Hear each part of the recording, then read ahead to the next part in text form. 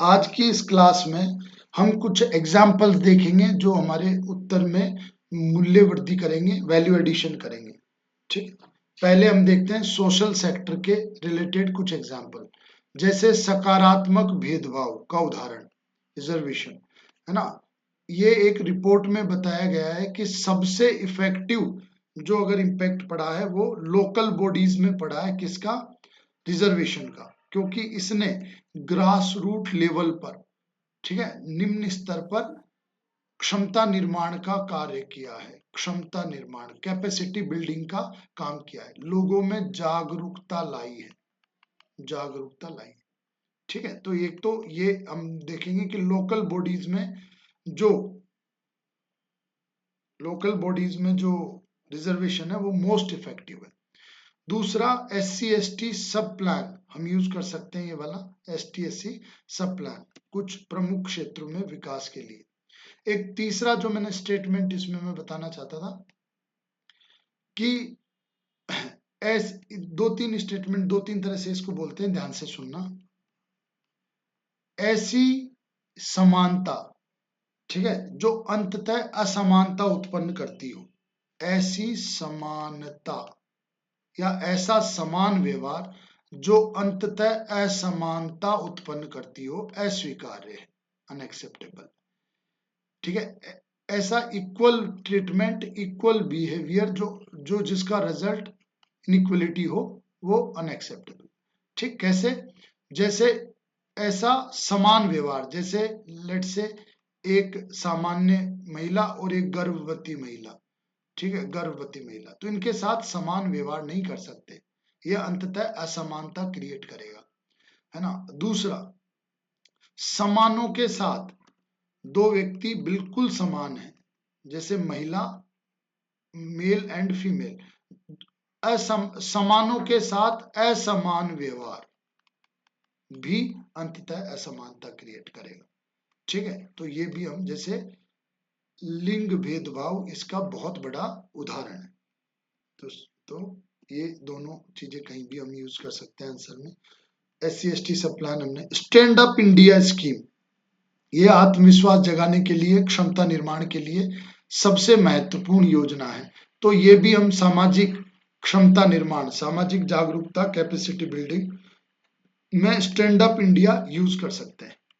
फिर कुछ एग्जाम्पल्स हैं वो हम देख सकते हैं, जैसे, ठीक है, जैसे तो गुजरात का इंसिडेंट है जो बहुत इंपॉर्टेंट है, कि वहां पर जैसे गोरक्षक ने ये इन निम्न जो अपर कास्ट ने निम्न जाति के साथ, तथाकथित निम्न जाति के साथ मारपीट की, तो ये उदाहरण अपन वहां का भी डाल सकते हैं। सहारनपुर वायलेंस, वहां पर भी अपर कास्ट और लोअर कास्ट, जैसे कहीं भी अगर मोब लिंचिंग, ठीक है, समाज में असहिष्णुता, ये सब बताने का जहां अगर मौका मिलता है तो वहां हम ऐसे उदाहरण यूज कर सकते हैं। ठीक है, तो ये एग्जाम्पल आप देख सकते हो। ठीक है, तो ये जैसे, और जैसे घड़ी पहनने पर दलित युवा की का हाथ काट देना, है ना, रिस्ट चॉप ऑफ। और दूसरा कि BR अम्बेडकर के गाने या ये सब, तो ये हम बता सकते हैं अभी भी। ठीक है, तो आगे चलते हैं। तो ये तीनों उदाहरण हम अभी भी, जो भेदभाव है और जो छुआछूत है, आर्टिकल 17 और ये सब, तो कहीं भी यूज कर सकते हैं सीधा, है ना। गुजरात की हिंसा या गुजरात की घटना, है ना, सहारनपुर की हिंसा, ठीक है, और ये कि भाई दलित उसका सिर्फ घड़ी पहनने पर हाथ काटना। ठीक, तो इस तरह की घटना होना, तो ये हम यूज कर सकते हैं। ठीक है, आगे बढ़ते हैं इसमें। दूसरा है, कुछ उदाहरण है गांवों के जो बहुत ही इंपॉर्टेंट है। क्या है? जैसे मावलिनोंग, मावलिनोंग मेघालय का एशियाज क्लीनेस्ट विलेज, है ना, एशिया का सबसे स्वच्छ गांव। ठीक है, सिगरेट, प्लास्टिक आप मिल ही नहीं सकती यहाँ पर। तो जैसे इंदौर, ठीक है, क्लीन सिटी है, तो ऐसे ही अब आवश्यकता है zero plastic, plastic ban city. जैसे जैसे इंदौर हमने बताया ना कि क्लीन सिटी है ना, तो ऐसे ही जीरो प्लास्टिक सिटी, ठीक है, फिर जैसे सिक्किम, है ना, प्योर ऑर्गेनिक, है ना, फुल, है ना, ऑर्गेनिक शहर, तो वो इस तरह से अपन ये एग्जांपल दे सकते हैं। तो ये एशियाज क्लीनेस्ट विलेज है। उसी तरह से हम अन्य उदाहरण भी दे सकते हैं कि जो प्लास्टिक बैन विलेज और ये सब है ना, तो इनका उदाहरण भी, सिगरेट प्लास्टिक मिलता नहीं है। पुंसारी विलेज गुजरात का, सीसीटीवी, वाईफाई, एसी, क्लासरूम, ठीक है, और ओन फंडिंग मॉडल है इसका, स्वयं से फंड जुटाते हैं ये लोग। तो ये भी उदाहरण अपन लिख सकते हैं। ठीक, आगे बढ़ते हैं अपन। अगला है हिवरे बाजार। देखो ये जैसे ये उदाहरण लिखेंगे हम, पुंसारी विलेज गुजरात का, स्वयं से फंडिंग, क्राउड फंडिंग, ठीक है, आत्मनिर्भर विलेज, और इन सब में CCTV, smart village, modern village, ये सब, एसी क्लासरूम, ये सब भी हम उदाहरण दे सकते हैं। हिवरे बाजार, ठीक है, ऑल जो भी एडिक्टिव, जो भी नशे की चीजें सब बैन है यहाँ पर, ठीक है। तो मिनिमाइज एक्सपेंस, तो लोगों की बचत ज्यादा होती है, पर पूरे गांव स्तर पे बैन कर रखा है, कोई उपभोग नहीं करेगा, बाध्यता है। तो देखो सकारात्मक बाध्यता है। जैसे कानून क्या है, कानून भी सकारात्मक बाध्यता है, ठीक है, तो ये सकारात्मक बाध्यता है जो सही है। फिर intensive crop, water intensive crop को इन्होंने मना किया, और हॉर्टिकल्चर पर बल दिया इन्होंने, डेयरी फार्मिंग और हॉर्टिकल्चर। तो उससे क्या हुआ, उससे ये हुआ कि इनका एक तो वाटर कंज्यूम कम हुआ, और एक हॉर्टिकल्चर प्रोडक्टिव ज्यादा रहता है, तो प्रोडक्टिविटी बढ़ी, आय बढ़ी। ठीक, इस तरह का अपन ये यूज कर सकते हैं। अगला गुजरात का धरनी विलेज, सॉरी बिहार का, बिहार का धरनी विलेज है, ठीक है, first fully solar powered village है, पूरा सोलर पावर्ड विलेज। ठीक, ठीक, तो इसमें हम देखते हैं। फिर है डेवलप्ड ऑन सोलर प्लांट। तो देखो ये आत्मनिर्भर भारत का एक उदाहरण अपन धरनी विलेज, धरनी विलेज जो है ना, उसको अपन लगा सकते हैं कि भाई ऊर्जा में आत्मनिर्भर भारत गांव का उदाहरण है, ठीक है, ऑन सोलर प्लांट और फुली सोलर पावर्ड विलेज। ऐसे कई एग्जाम्पल आएंगे ऐसे, और आप भी इनका उदाहरण आप दे सकते हो कहीं भी। ठीक, कि इस तरह का गांव बनाना चाहिए कि एनर्जी में पूरा आत्मनिर्भर हो, किसी से बाहर, और भी एक्सपोर्ट करता हो या बाहर भेजता हो। अगला देखते हैं अपन, छप्पर विलेज हरियाणा का। ये क्या करता है कि मिठाइयां बांटी जाती है जब कोई बच्ची का जन्म होता है, और यहाँ पर महिला सरपंच है। जब किसी बच्ची का जन्म होता है तो मिठाई बांटी जाती है, और महिला सरपंच है यहाँ पर। तो बहुत ही अच्छा है, जहाँ हरियाणा में जहाँ की लिंग, जो लिंगानुपात है वो बहुत ही नेगेटिव है वहां पर। फिर पाय विहार विलेज महाराष्ट्र का, एनजीओ और समुदाय किस तरह से मिलकर काम करते हैं। ठीक है, जैसे इन्होंने क्या किया, जो बंजर भूमि थी उसको सामुदायिक वन में कन्वर्ट कर दिया। तो एनजीओ और समुदाय कैसे मिलकर काम करते हैं, और कैसे पर्यावरण, आय समृद्धि, जैव विविधता का संरक्षण, इनमें अच्छे से काम कर सकते हैं, उसका ये उदाहरण है। ठीक, तो ये कौन सा, पाई विहार विलेज महाराष्ट्र, पाई विहार विलेज महाराष्ट्र। ठीक, इसको अपन कैरी करेंगे साथ में। बढ़े आगे। दूसरा है तमिलनाडु का गांव है उड़ान थुरई, उड़ान थुरई, उड़न थुरई, ठीक है, सोलर पावर से ये इलेक्ट्रिसिटी जनरेट कर रहा है, सोलर पावर और रिन्यूएबल से, और तमिलनाडु इलेक्ट्रिक बोर्ड को बेच रहा है। ठीक है, तमिलनाडु इलेक्ट्रिक बोर्ड को बेच रहा है, तो इससे आय सृजित होगी। ठीक है, तो इस तरह से कई सारे विलेज है अपने यहाँ, मध्य प्रदेश में भी कई सारे हैं जहाँ सोलर इंटेंसिटी बहुत ज्यादा है। और अपन ये बोल सकते हैं ना यार, पंचायत के स्तर पर ऐसे इनिशिएटिव लीजिए ना आप, पंचायत में ऐसे रिजोल्यूशन पास हो, ग्राम सभा ऐसे रिजोल्यूशन पास करे कि एनर्जी जनरेट की जाए, और ऊर्जा में न केवल गांव को आत्मनिर्भर बनाया जाए, बल्कि ऊर्जा बेची भी जाए, जिससे गांव को अतिरिक्त राजस्व प्राप्त हो और गांव में आर्थिक समृद्धि हो। ये देखो चिजामी विलेज ऑफ नागालैंड, चिगामी या चिजामी है इसका, ठीक है। तो हिंदी हिंदी नोट्स भी हम इसके डालेंगे ट्रांसलेट करके, वो आपको वहां मिल जाएंगे टेलीग्राम पर। तो चिजामी मॉडल ऑफ डेवलप विकास मॉडल, ये जैसे भीलवाड़ा मॉडल आया था कोविड का, ऐसे ही ये मॉडल है। ऐसे ही इंदौर मॉडल किसका, क्लीन सिटी का। तो इस तरह से ये मॉडल विकसित हो जाए। सोशियो इकोनॉमिक ट्रांसफॉर्मेशन, भाई जो ट्रेडिशनल प्रैक्टिसेस थी, परंपरागत यहाँ पर कुरीतियां रीतियां प्रथाएं थी, तो इन्होंने धीरे धीरे इसको रिफॉर्म किया, नए विचार इंट्रोड्यूस किए, ठीक है। और ये नई शिक्षा लाए, ठीक है। उन उन जो परंपरागत जो प्रथाएं थी, जो ट्रेडिशनल विचार थे, उनको इन्होंने हटाया और नए नए विचार ये लाए। तो ये सोशल इंजीनियरिंग का बहुत ही बढ़िया एग्जाम्पल है ये, सोशल इंजीनियरिंग का, नागालैंड वाला। और ये अब जैसे मध्य प्रदेश में तो बहुत इंपॉर्टेंट है, क्योंकि मध्य प्रदेश में कई जनजातीय सोसाइटीज हैं जिनमें इस ट्रांसफॉर्मेशन की आवश्यकता है, इस ट्रांसफॉर्मेशन की जरूरत है। तो आप इस तरह के एग्जाम्पल दे सकते हो। एक नया आप खुद प्रस्तावित कर सकते हो कि मध्य प्रदेश का एक ऐसा ट्राइबल मॉडल बनना चाहिए जिसमें एजुकेशन, ठीक है, अवेयरनेस, है ना, और इन सब के लिए क्या भी उपयोग, सोशल मीडिया का उपयोग, एनजीओज का उपयोग आदि करके अपन ये कर सकते हैं। बढ़े आगे, आगे बढ़ते हैं, ठीक है।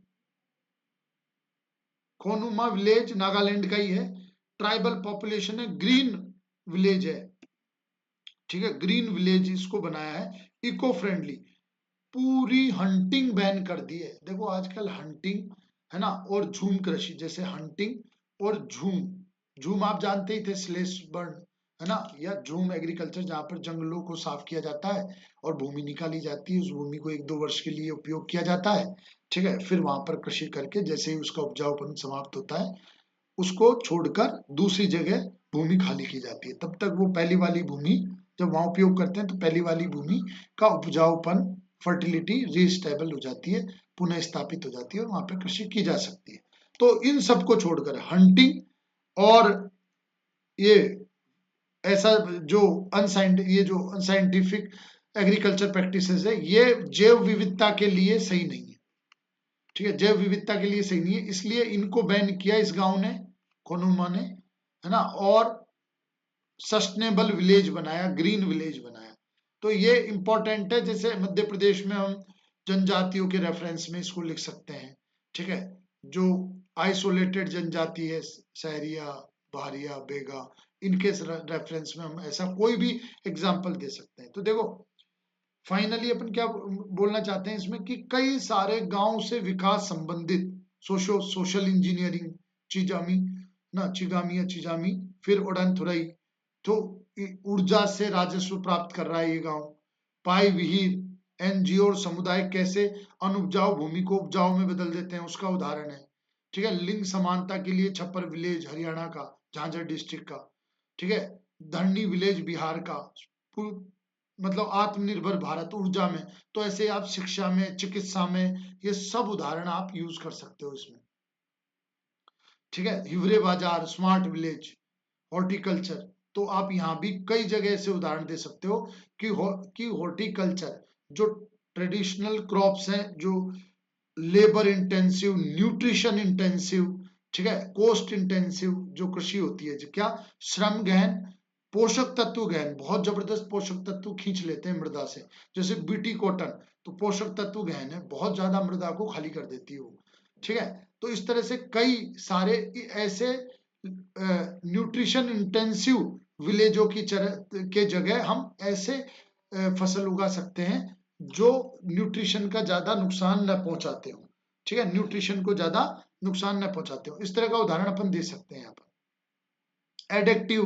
नशाखोरी, मादक पदार्थों से मुक्ति, फिर स्मार्ट विलेज, फुंसारी, सीसीटीवी, एसी क्लास, है ना, ओवन फंडिंग, खुद का किसी पर निर्भर नहीं है, ये फंडिंग या वित्त की तुलना में आत्मनिर्भर है। फिर एशियाज क्लीनेस्ट विलेज, ठीक, और कुछ भी प्लास्टिक, सिगरेट, कोई ऐसी प्लास्टिक का उपयोग नहीं। तो इस तरह से हम ऐसे उदाहरण दे सकते हैं ऐसे गांव के, और हम खुद भी उपयोग कर सकते हैं, मतलब मध्य प्रदेश में ऐसे एग्जाम्पल अपन दे सकते हैं उत्तर अपने आंसर राइटिंग के दौरान। ठीक, अगला अपना है डिजिटल इंडिया के कुछ फैक्ट अपन देखेंगे। ये सब एग्जाम्पल, ये एग्जाम्पल इस तरह से सेलेक्ट किए गए हैं कि आगामी मेंस की परीक्षा में ये सभी एग्जाम्पल्स का आप उपयोग कर सकते हो। ये स्मार्टनेस आप में होनी चाहिए कि आप कहाँ इनका उपयोग कर सकते हो। जैसे अपन ने विलेज देखे तो सभी स्वास्थ्य, समुदाय वाले सवालों में, गवर्नेंस वाले सवालों में, ठीक है, ऊर्जा सुरक्षा वाले सवालों में, योजनाओं वाले प्रश्नों में, इन सब में अपन कर सकते हैं इनको उपयोग। अब ये स्मार्टनेस आपको देखनी पड़ेगी कि आप इनको कैसे और कहाँ उपयोग करते हैं। हमारा जो जीडीपी है, कैश टू जीडीपी रेशियो, वो 14% से ज्यादा है। ठीक है, कैश में और जीडीपी में जो रेशियो है वो 14% से भी ज्यादा है, कैश का उपयोग होता है हमारे यहाँ। ठीक है, तो देखो जितना कैश का उपयोग कम होगा, है ना, वो उतना उतना क्या होगा, उतना कैश का जितना उपयोग कम होगा उतना डिजिटल उपयोग ज्यादा होगा, या यो अर्थव्यवस्था का डिजिटलीकरण बढ़ता जाएगा। ठीक है, तो ये इंपॉर्टेंट है, ये रेशियो कैश का उपयोग बहुत ज्यादा हो रहा है, ये दर्शाता है। ठीक, बढ़े आगे। दूसरा है डिजिटल वैलेट ट्रांजैक्शन। जो वैलेट होते हैं, जो भी जैसे यूपीआई, फोन पे, गूगल पे, पेटीएम, ये सब, इनका ट्रांजैक्शन डबल हुआ है। ये ग्राफ भी देखेंगे अपन। तो विगत कुछ वर्षों में, 1 दशक से भी कम समय में इनका डबल ट्रांजैक्शन हुआ है, पिछले 2-3 सालों में। गूगल का ये क्लेम है कि इंडिया 2020 तक $500 बिलियन का डिजिटल मार्केट बन जाएगा। तो इससे क्या होगा, देखो ये स्टेटमेंट या ये संभावना क्या बताता है कि जो पेमेंट संबंधित कंपनियां हैं, डिजिटल पेमेंट संबंधित, फोन पे, पेटीएम, इनका बहुत बड़ा स्कोप है ग्रो करने का। दूसरा ये क्या बताता है, दूसरा ये बताता है कि डिजिटल ट्रांजैक्शन बहुत ज्यादा बढ़ेंगे। तो जैसे जो पेमेंट सर्विसेज हैं, गेटवेज हैं, वो इंपॉर्टेंट है, सब उनका व्यापार बढ़ेगा। ठीक, इस तरह की संभावनाएं बताता है।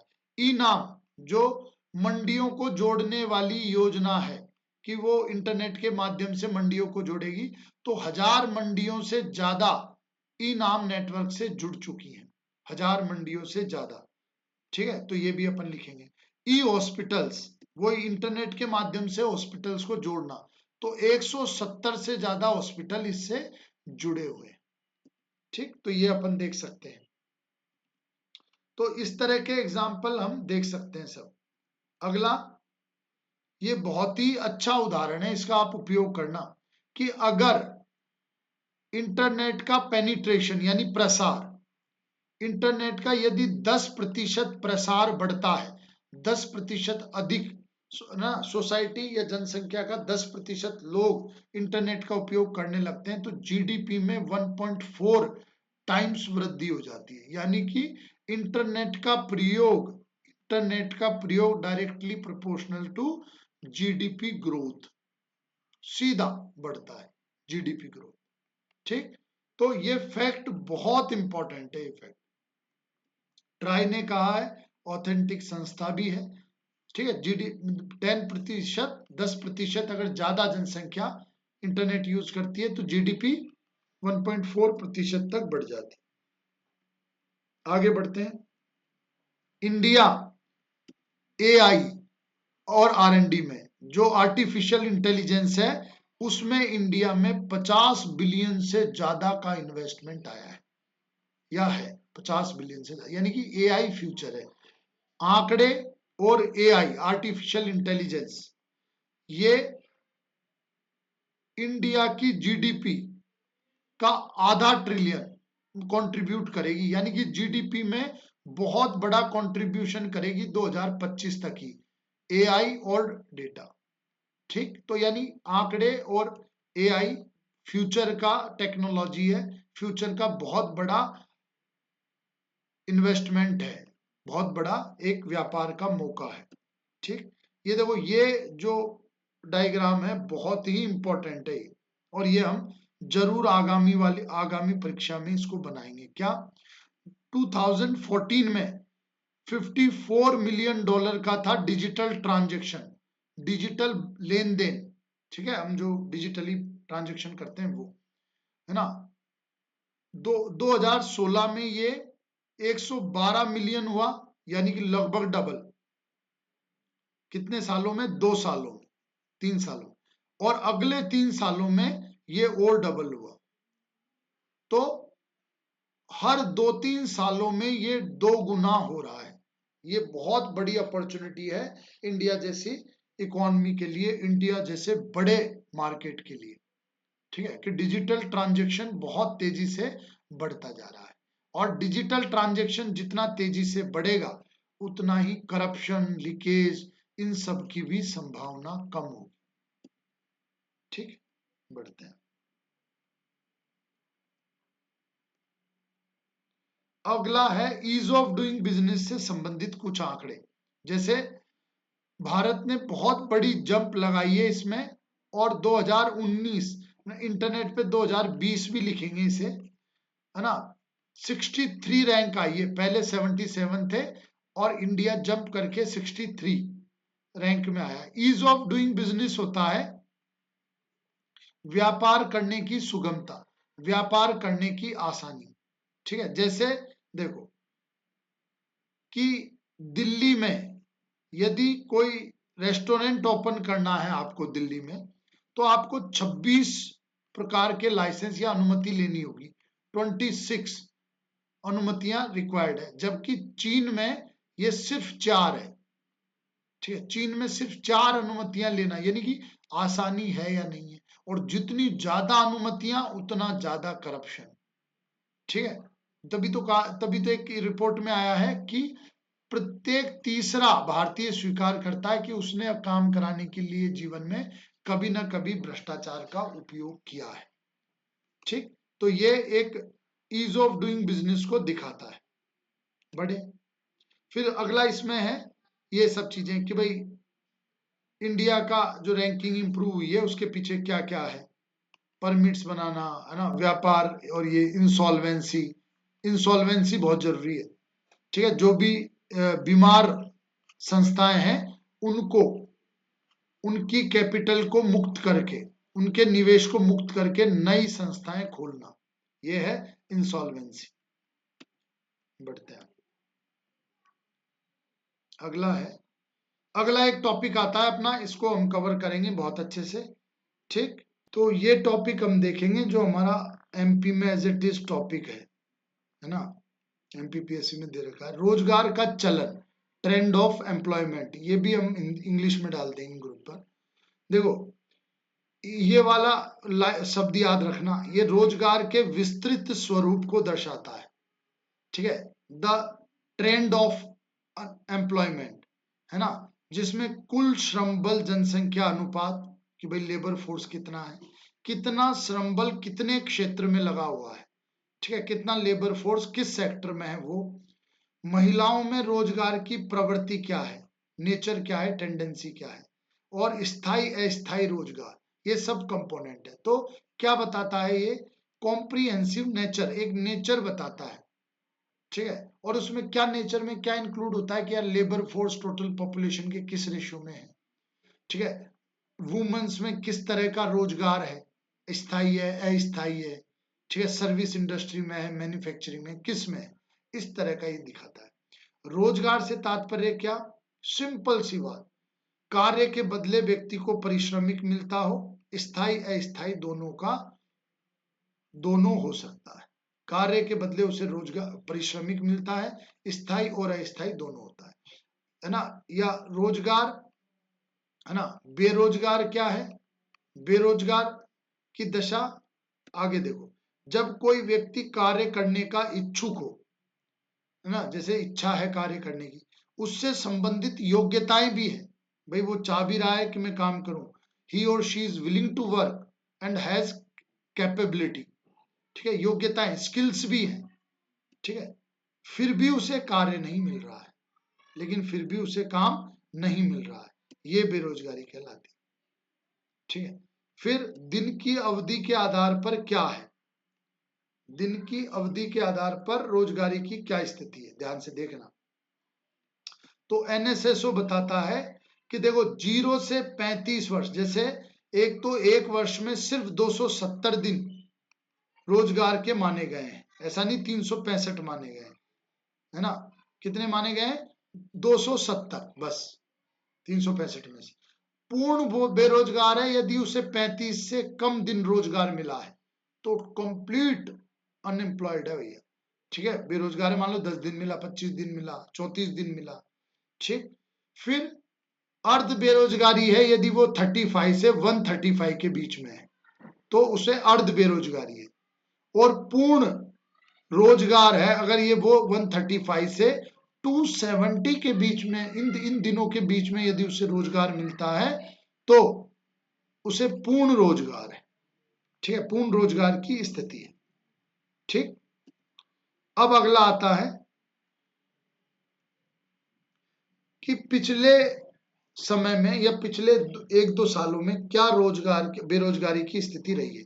तो अगर हमारे पास किसी भी कॉन्सेप्ट से संबंधित 3 आंकड़े हैं तो हम उस कॉन्सेप्ट पे क्या बना सकते हैं, ग्राफ बना सकते हैं, अनएम्प्लॉयमेंट। ठीक, कैसा, देखो जैन 18 में 5.9 था, जैन 18 में 5.9, 7.2 जैन 19 में, जनवरी 19 में, और जनवरी 20 में 24.1 बिकॉज ऑफ कोविड के कारण। तो देखो इस तरह का अपन बता सकते हैं।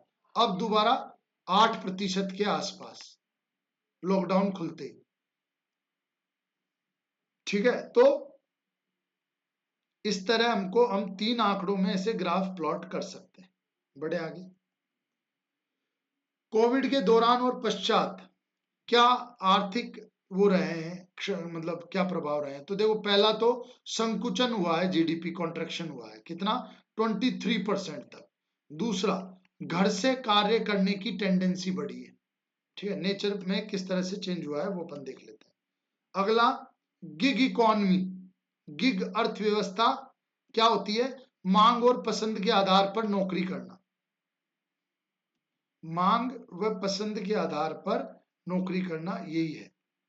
ठीक है, गिग इकोनॉमी, जैसे मान लो जिसका जैसा डिमांड हो, वो इच्छा से वो है, वो एक पर्टिकुलर जॉब करना चाहता है। ठीक है, तो फिर ये गिग इकोनॉमी में आएगा, जैसे ओला, उबेर, है ना, जोमेटो, ये सब नहीं। अकुशल श्रमिकों में सर्वाधिक बेरोजगारी पाई गई, अनस्किल्ड जो लेबर था, है ना, उसमें सर्वाधिक बेरोजगारी, मैक्सिमम अनएम्प्लॉयमेंट पाया गया। और अनऑर्गेनाइज्ड सेक्टर में सबसे ज्यादा नुकसान हुआ बेरोजगारी का, या जो श्रमिक थे उनको, जो अनऑर्गेनाइज सेक्टर में लगे हुए थे। दवा और केमिकल उद्योग ने बढ़िया प्रदर्शन किया, करना ही था, दवा ये आ रही थी, है ना, दवा और केमिकल उद्योग ने बेहतर प्रदर्शन। सेवा क्षेत्र विशेषतः होटल, रेस्टोरेंट, पर्यटन, इन सब में बहुत बड़ा नुकसान हुआ सेवा क्षेत्र में। विनिर्माण, रियल एस्टेट, होटल, पर्यटन, इन सब का भी बहुत ज्यादा, आधे से ज्यादा अभी तक भी नुकसान है इनमें। ठीक, उपभोक्ता वस्तुएं तेजी से बढ़ी क्योंकि लॉकडाउन खुलने के बाद फिर डिमांड बढ़ी। मतलब किस किस सेक्टर में सबसे ज्यादा जॉब गई, वो है लोअर इनकम सेक्टर, जो मजदूर वर्ग थे ना, मजदूर क्लास थी, उसमें सबसे ज्यादा जॉब गई। फिर मिडिल इनकम और जो हायर क्लास थी, जो एकदम स्किल्ड प्रोफेशनल थे, उन्हें वर्क टू होम भी मिला और उनका जॉब का नुकसान भी नहीं हुआ। ठीक है, उन्हें कंपनी ने रिटेन किया, बनाए रखा। बेरोजगारी के प्रकार, ये बहुत ही स्टैंडर्ड क्वेश्चन है और आपको आता भी है। ठीक है, एक बार हम बस रिवीजन कर लेते हैं। स्ट्रक्चरल बेरोजगारी, अर्थव्यवस्था की संरचना में होने वाले बदलाव, जैसे संरचना क्या, कि जैसे क्या कि जैसे टेक्नोलॉजी ट्रांसफर हुई, है ना, जैसे मान लो अभी अपन बोल रहे हैं एआई आ रहा है, तो एआई से, आर्टिफिशियल इंटेलिजेंसी से भी हो सकता है बहुत तरह का रोजगार जाए। ठीक है, ऐसे ही कई तरह का ऑटोमेशन हुआ। ठीक है, अपने आप चीजें फैक्ट्री में काम होने लगा, रोबोट काम करने लगे, उससे भी बहुत तरह का रोजगार गया और बहुत सारे लोग बेरोजगार हुए। ठीक, तो ऐसा संरचनात्मक बदलाव हुआ। अगला, अल्प बेरोजगारी क्या है? तो काम के कम, सामान्य घंटों से कम काम मिलता हो। मान लो 8 आवर्स है तो 6 आवर्स मिलता हो, 4 आवर्स मिलता हो, कम काम मिलता हो। पूर्ण बेरोजगारी क्या? बिल्कुल काम नहीं होने की दशा। मौसमी बेरोजगारी क्या? जो साइक्लिक होती है, कुछ महीनों में ही काम रहता है, बाकी महीनों में काम नहीं रहता है, जैसे कृषि। ठीक है। चक्रीय बेरोजगारी क्या? अर्थव्यवस्था के उतार चढ़ाव में, अर्थव्यवस्था के उतार चढ़ाव में जो बेरोजगारी आती है वो चक्रीय बेरोजगारी। ये आप लोगों ने देख रखा है, हम सिर्फ रिवीजन करा रहे हैं। घर्षण जनित बेरोजगारी क्या? कि भाई एक रोजगार हमने छोड़ा और दूसरे रोजगार को प्राप्त करने की क्रम में जितने दिन बेरोजगार रहना पड़ता है वो है घर्षण जनित बेरोजगारी। अगला आता है शहरी और ग्रामीण बेरोजगारी। इसमें भी नेचर जो है, जैसे गांव में थोड़ा सा बेरोजगारी कम है क्योंकि छुपी हुई बेरोजगारी भी है, यहाँ स्पष्ट बेरोजगारी यहाँ ज्यादा है। यहाँ प्रवास भी ज्यादा होता है तो युवाओं की श्रम की मात्रा भी ज्यादा है, तो बेरोजगारी का प्रतिशत भी यहाँ पर ज्यादा है। ठीक, अगला अपन देखते हैं। पुरुषों की बेरोजगारी यहाँ पर ज्यादा है। ठीक, पुरुष ज्यादा बेरोजगार, ओवरऑल बेरोजगारी ही ज्यादा है शहरों में, वहां पर कम है। महिलाओं की बेरोजगारी भी यहाँ ज्यादा है शहरों में, और गांव में कम है क्योंकि वह कृषि कार्य और इन सब में लग जाती है। ठीक है, अगला अपन देखते हैं रोजगार में महिलाएं, जल्दी जल्दी देख लेते हैं थोड़ा। ठीक है, इतना प्रतिशत जनसंख्या है महिलाओं का, लगभग 48.5%, लेकिन श्रम बल में केवल 28% है। श्रम बल में महिलाएं केवल 28% का हिस्सा रखती है। समान कार्य के लिए महिलाओं को केवल 62% वेतन मिलता है। यदि समान कार्य किया तो जहां पुरुषों को 100 रुपए मिलेंगे वहीं महिलाओं को सिर्फ 62 मिलेंगे। वर्ल्ड इकोनॉमिक फोरम का ग्लोबल जेंडर रिपोर्ट कहता है इसमें भारत जेंडर गैप के आधार पर भारत 149वें देश पर नंबर पर है। मतलब वर्स्ट सिनारियो है हमारे यहाँ जेंडर डिस्क्रिमिनेशन का, लिंगात्मक भेदभाव का। मुद्दे क्या क्या है? बहुत सारे हैं। सुरक्षा है, निर्भया केस, ठीक है, कार्य की दशाएं हैं, अनुकूल कार्य की दशाएं नहीं है, संपन्न परिवारों में महिलाओं को कार्य की अनुमति नहीं है, मानसिकता है कि घर ही संभाले, ठीक है, आसानी से नौकरी नहीं देते, जो रोजगार प्रदाता है वो भी नौकरी नहीं देते हैं क्योंकि महिलाओं के साथ घर का बर्डन और डबल ड्यूटी उनको करनी पड़ती है। फिर प्रेगनेंसी और इन सब के दौरान छुट्टियां देनी पड़ती हैं। ठीक है, गवर्नमेंट की पॉलिसीज भी ऐसी हैं कि वो पैसा उस समय जो आधा वेतन मिलता है, जो पैसा मिलता है वो भी एम्प्लॉयर को ही भुगतान करना पड़ता है। तो इस तरह, हालांकि इसमें संशोधन किया है अभी और गवर्नमेंट भी कुछ कंट्रीब्यूशन करेगी। जच्चा बच्चा रूम बनाना पड़ता है अलग से, केयर टेकर और ये सब रखनी पड़ती है ना। मतलब ये ज्यादातर ये एक विरोधाभास या ऐसा मानसिकता रहती है एम्प्लॉयर के कि उत्पादकता कम है। ठीक, इस तरह का वो सब इश्यूज है। अगला है प्रभाव क्या हुआ है इससे। इससे प्रभाव ये हुआ है कि आर्थिक समृद्धि पर प्रभाव पड़ा है। क्या? IMF के अनुसार यदि केवल महिलाएं श्रम बल में बराबर से आ जाएं, महिलाएं ही बराबर से आ जाएं, तो 27% GDP बढ़ सकती है इंडिया की। ठीक है, विशाल उत्पादक श्रम बल है जिसका हम उपयोग नहीं कर रहे हैं, तो ये भी बहुत बड़ा लॉस है। निर्भरता अनुपात में कमी आएगी। वित्तीय स्वायत्ता, वित्तीय स्वायत्ता होती है कि वित्त से संबंधित निर्णयों में आत्मनिर्भरता या वित्त से संबंधित निर्णय स्वयं से लेना। ठीक, तो उसमें आसानी। सामाजिक मानसिकता में सुधार होगा, महिलाएं कमजोर है ऐसी भावना खत्म होगी, लिंग भेदभाव दूर होगा, महिला शिक्षा को विकास मिलेगा और शोषण में कमी आएगी, घरेलू डोमेस्टिक वायलेंस और इन सब में कमी आएगी। ठीक है, सुझाव क्या कर सकते हैं? मातृत्व अवकाश में पितृत्व अवकाश को भी शामिल होना चाहिए। तो जैसे जो पुरुष के प्रति मानसिकता होगी एम्प्लॉयर की, जो काम प्रदाता की, वो महिला के प्रति जो मानसिकता होगी वो पुरुष के प्रति भी आ जाएगी। क्योंकि ऐसा होना चाहिए कि अगर 6 महीने की महिला छुट्टी ले रही है तो 3 महीने की पुरुष भी लेगा। तो इस तरह से ये 3 महीने महिला देखेगी और 3 महीने पुरुष देखेगा। तो इस तरह से दोनों में समानता आ जाएगी और भेदभाव नहीं रहेगा। अगला है, बच्चों की देखभाल में पिता का भी समान दायित्व होना चाहिए, ये सुनिश्चित किया जाना चाहिए। सरकार के प्रयास है मातृत्व लाभ कानून 2017, इसमें मातृत्व अवकाश 12 वीक से बढ़ाकर 26 वीक का बढ़ा दिया गया, कर दिया गया। सी बॉक्स लाए हैं, जो जहां पर सेक्सुअल हरेसमेंट होता है तो वहां पर कंप्लेन की जा सकती है। फैक्ट्री कानून 1948 में विशेष प्रावधान है। ठीक, क्या प्रावधान है कि देर रात में कार्य करने वाली महिलाओं को घर से लाने व छोड़ने की जिम्मेदारी कंपनी की होगी। The sexual harassment of women at work place act 2013, ये भी है। समान परिश्रमिक अधिनियम 1976।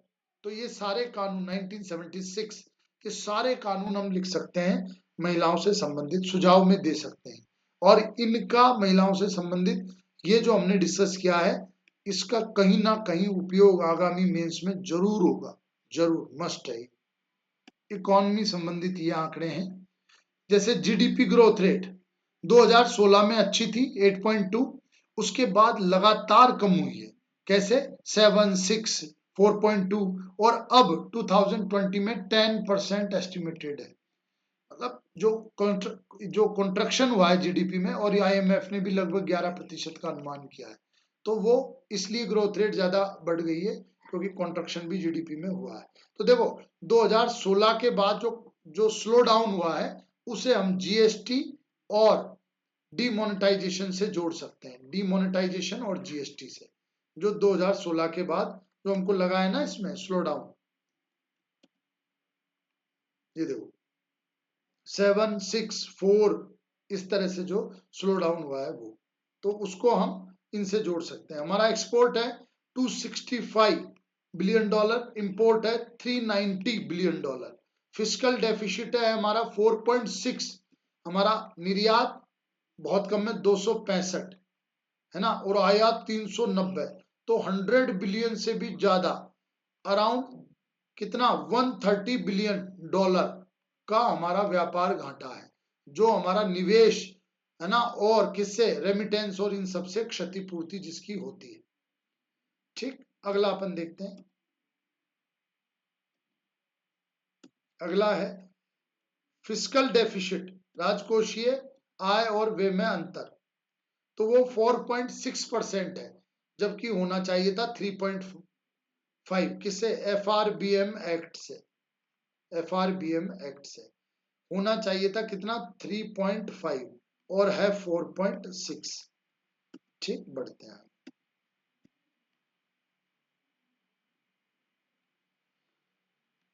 ठीक है, एफडीआई हमारी $50 बिलियन की हुई है 19-20 में, और 13% इसमें वृद्धि है। टैक्स टू जीडीपी रेशो 16.6 है ना, मतलब जीडीपी का इतना प्रतिशत ही हमारे टैक्स में कवर हो पा रहा है।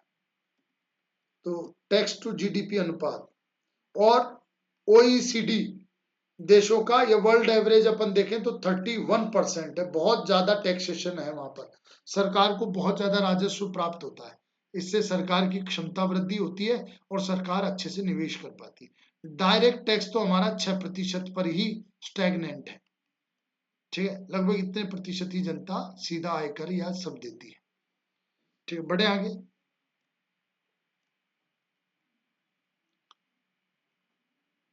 इंडिया का जीडीपी 2.73 ट्रिलियन डॉलर है, और जीडीपी पर कैपिटा हमारी 2010 डॉलर है, जो वहीं चाइना की लगभग $8,000 है, 4 गुना ज्यादा हमसे, और बांग्लादेश भी हमसे ज्यादा पीछे नहीं है। ठीक है, $1,700 है। अगला है कि एग्रीकल्चर में जीडीपी में एग्रीकल्चर का कंट्रीब्यूशन कितना है, 17%, जबकि 50% जनसंख्या इस पर डिपेंड है। 17% ये रेवेन्यू जनरेट कर रहा है और 50% जनसंख्या डिपेंडेंट है, यानी कि पर कैपिटा इनकम एग्रीकल्चर में मिनिमम है। एग्रीकल्चर मैन्युफैक्चरिंग में 17 तो लगभग इक्वल सा है। सर्विस सेक्टर में मैक्सिमम है पर कैपिटा इनकम, यहाँ मिनिमम था एग्रीकल्चर में पर कैपिटा इनकम न्यूनतम है और सर्विस सेक्टर में पर कैपिटा इनकम अधिकतम है। ठीक है, तो ये विरोधाभास है, इसलिए हमको एग्रीकल्चर से क्या अतिरिक्त श्रम बल को सर्विस सेक्टर में लाना है। ठीक, ये हमको करना है। ठीक है, आज के लिए इतना रहेगा और 2019 का मेंस का एग्जाम है, तब तक ऐसे रेगुलर सेशन आते रहेंगे ताकि आपका वैल्यू एडिशन बढ़े, आपका कंटेंट बढ़ पाए। ठीक, ओके।